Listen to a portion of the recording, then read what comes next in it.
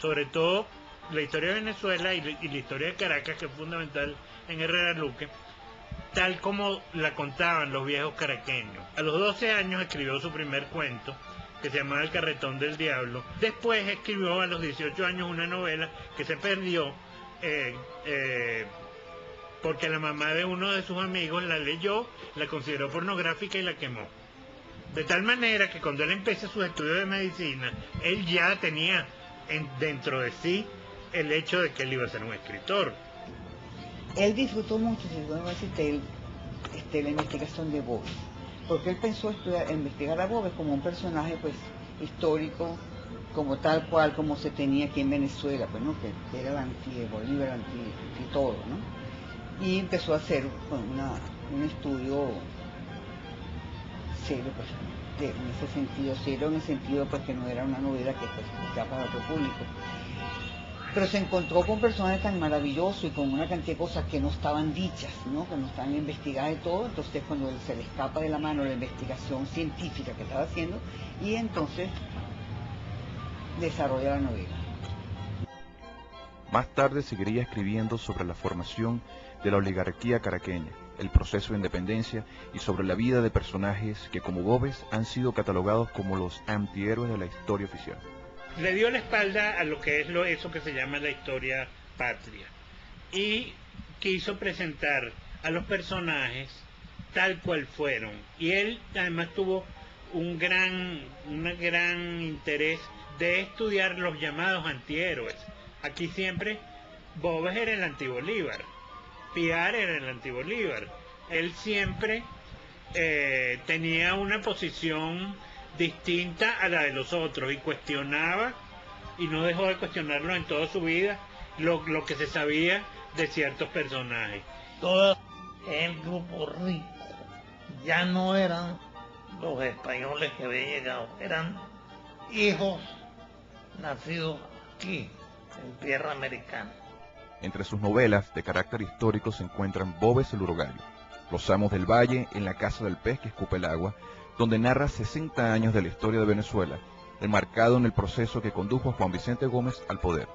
Manuel Piar, Caudillo de dos colores, que trata del fusilamiento del líder guayanés bajo órdenes de Bolívar, Los Cuatro Reyes de la Baraja, célebre obra que explica la consolidación de nuestra nación y la vida del dictador Antonio Guzmán Blanco, uno de los cuatro reyes de la Baraja, Bolívar de carne y hueso, donde nos presenta al libertador Simón Bolívar humanizado.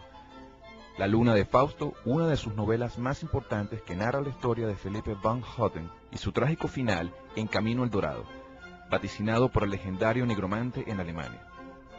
Y La Historia Fabulada, una recopilación de las anécdotas centradas en los 300 años de dominio español en Venezuela. Hay en toda la obra de él un propósito, una unidad, examinar un aspecto de la historia política o del proceso histórico venezolano a través de la presencia y la actuación de una clase social poderosa en la región que vino a ser el centro político, económico y social de la región que es esta sociedad. Tenía muchas críticas con la élite venezolana, era muy crítico. Y tiene razón, tenía razón y tuvo razón y sigue teniendo razón. O sea, las élites venezolanas no han sido lo suficientemente responsables como para asumir la conducción como lo han hecho otros países de América Latina. Escribió El Urogallo, que es una gran novela, y de ahí siguió escribiendo y desarrolló todas sus teorías sobre Venezuela en sus novelas, a través de personajes novelescos y a través de eso que él llama la historia fabulada, porque él se separaba un poco de lo que los libros de crítica literaria llaman novela histórica, porque él se empapaba muy bien y trataba de contar la historia como había sucedido, solamente que de repente, cuando no tenía un personaje para contar lo que él quería, él inventaba ese personaje. Por eso es que son novelas. Esos personajes que hay, por ejemplo, un bellísimo encuentro que nunca sucedió en Los Cuatro Reyes de la Baraja, por ejemplo, de Guzmán Blanco con Gómez, que es una cosa bellísimamente escrita.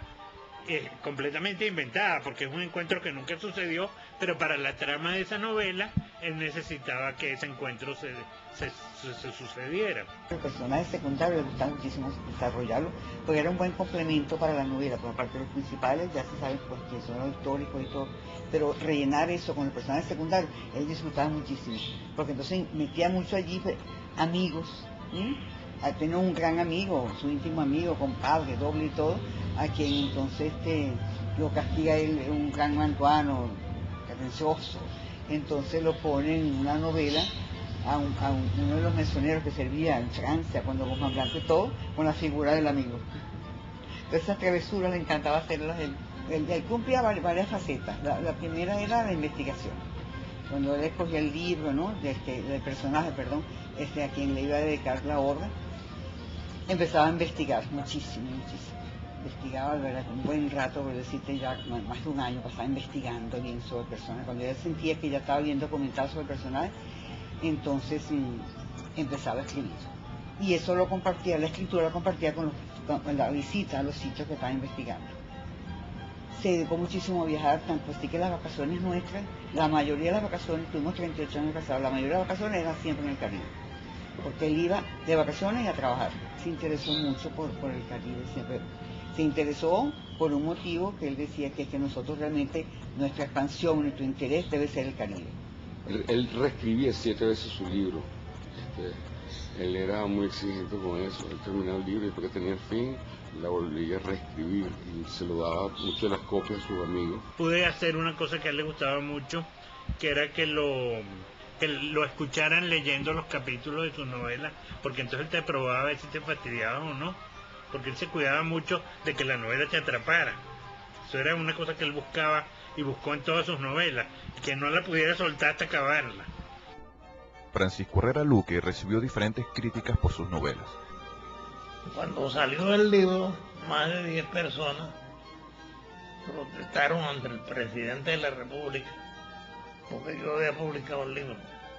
El presidente de la República me entregó las cartas, me dijo, vea las dificultades de escribir historia en Venezuela.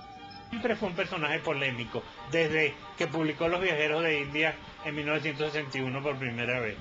Siempre, y vivió en medio de la polémica, y esa fue, como dijéramos, la salsa en la que estuvo metida su vida entera hasta el último momento, porque ni siquiera cuando murió, que murió de un infarto, inmediatamente se corrió la noticia por toda Caracas de que se había suicidado. Sin embargo, y sin importar el adjetivo de irreverente, Francisco Herrera siguió escribiendo novelas históricas hasta el día antes de su muerte. Si tú organizas cronológicamente los libros de Herrera Luque, no en el orden en que fueron publicados, sino en el orden de la historia de Venezuela, tú tienes una historia de Venezuela, pero novelada, y que acercó al público porque él dio, los venezolanos se preguntaban todas esas cosas sobre Venezuela que Herrera Luque respondió en sus libros, y por eso fue el éxito masivo que tantas envidias creó y que tanta gente lo criticó y que buena parte de la comunidad intelectual nunca lo aceptó mientras estuvo vivo como un miembro más, como un miembro connotado, porque claro, él se robó los lectores de todo el mundo. En 1956 se casó con María Margarita Terán Austria. No, hoy en día esa descendencia tiene